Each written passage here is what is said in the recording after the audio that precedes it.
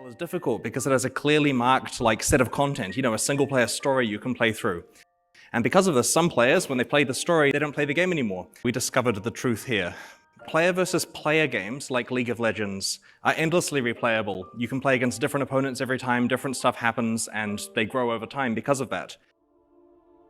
But a PvE game like Path of Exile is difficult because it has a clearly marked set of content, a single player story you can play through. And because of this, some players, when they play the story, they don't play the game anymore. And so it's very hard to get these PvE games to grow over time. And one could argue there aren't many good examples of PvE games that have grown. In March 18th of 2019, a man named Chris Wilson took to a podium in front of a crowd of people and blew the lid off an almost disturbing design philosophy. Mr. Wilson was there not just to explain the development process of his action RPG, but to talk about how he had meticulously planned and designed his video game to be played forever.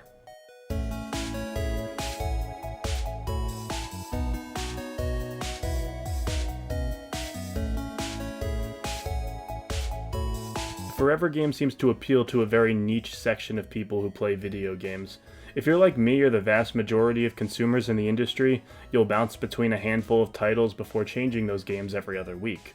But we all know that one person who doesn't play video games. They play Overwatch or Minecraft, and they've been doing it since you first met them. With the unprecedented rate at which constant good games are coming out, the idea of sticking to one becomes more and more unappealing. Dungeon Crawl Stone Soup has been around forever, with some people having played it upwards of 1,000 times without beating it. While I love hard dungeon crawlers, it's not really time efficient to master it when I could have experienced 20 other similar roguelikes in the same span of time as just mastering that one.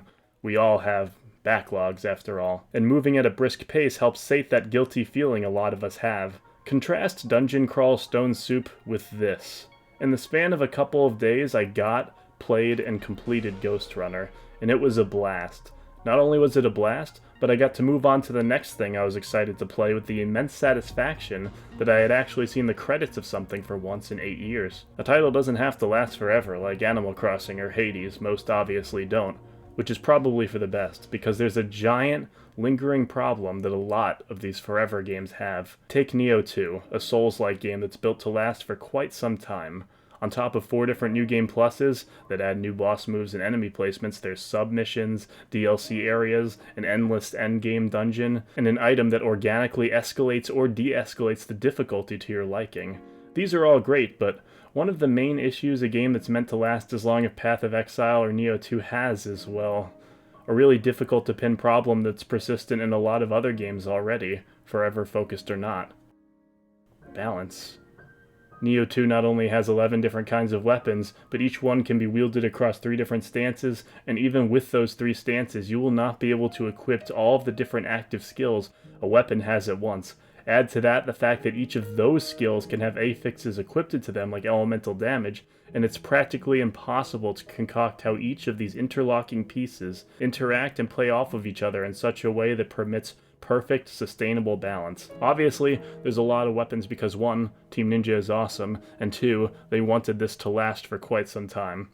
But when you introduce so many different factors for your game, you invite all sorts of possibilities for error and giant balance dips. That doesn't mean it's not fun automatically. Far from it.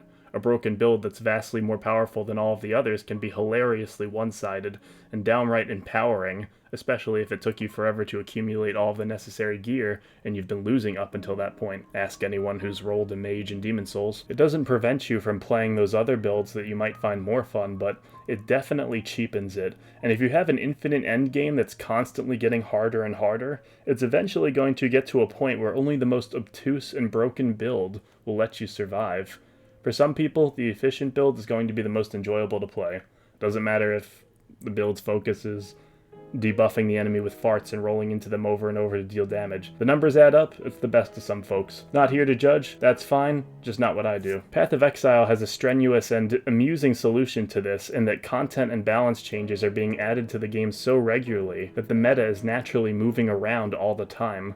Players aren't able to own in on any one broken thing as much as other titles because it's a rapidly changing environment. That's not to say that there isn't any consistently broken thing that's been in Path of Exile for some time, but it's probably made easier by its constantly shifting environment. If you pitched this idea to every developer who is having trouble balancing their game, they'd probably bop you on the head, as if just making more game to your game constantly is a feasible answer for every studio and budget. Not a one-size-fits-all solution for sure, but definitely interesting to watch from the sidelines. This balance issue is partially why the roguelike and light genres have taken off so much.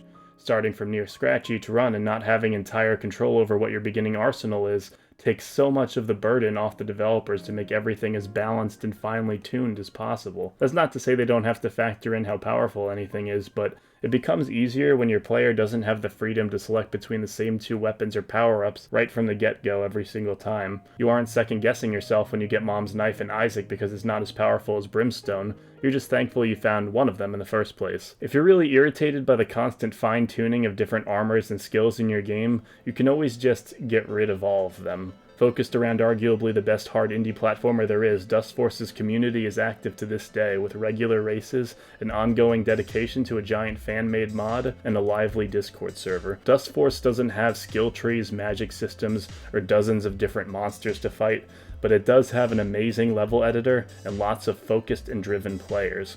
All of your increases in power and progression are going to happen right here. The fanbase commends the high ceiling for skill mastery and improvement. Physics are weighty, nuanced, and complex. Knowing the exact time to leverage your dashes on a sloped surface for a giant speed boost or when to strike an enemy mid-air is pivotal to getting the very best times you can.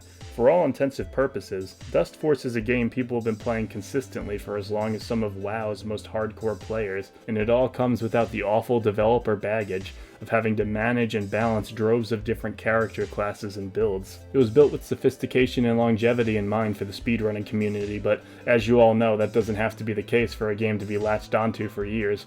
Obviously, people are still obsessing over Mario 64 and Battle for the Bikini Bottom, regardless of having to skip past the same screens, menus, and dialogue boxes every single time. Basically, a forever game is a really broad topic to approach, and it's hard to see in the present what games people are going to swoon over and focus on for years to come. It's because there are players who will play the best character build, and only the best character build. And if that's the same for 2 leagues in a row, they're playing the same character for 2 leagues in a row, which might be fine, but it probably is boring to play the same character for 2 leagues in a row. And so it's really important that we mix things up. So, looking back on all that was seen and said in this video, there was no giant finer point I was trying to make, besides maybe that we haven't thought of sustainable ways to truly make a game playable forever, even simpler ones like Dustforce. Obviously, we all get bored and move on, and perhaps rediscover those titles later. Perhaps I've been too hard on forever games, at least the role-playing ones. It's certainly easier when your game isn't a multi-layered RPG and the community plays a giant hand in keeping it alive, but I myself can think of no reasonable solution on how to have multiple balanced builds indefinitely for an RPG with an endless endgame. Grinding those greater rifts for hundreds of hours will eventually stretch the mechanics to their very limit, and only the highest tier of armor and abilities will survive.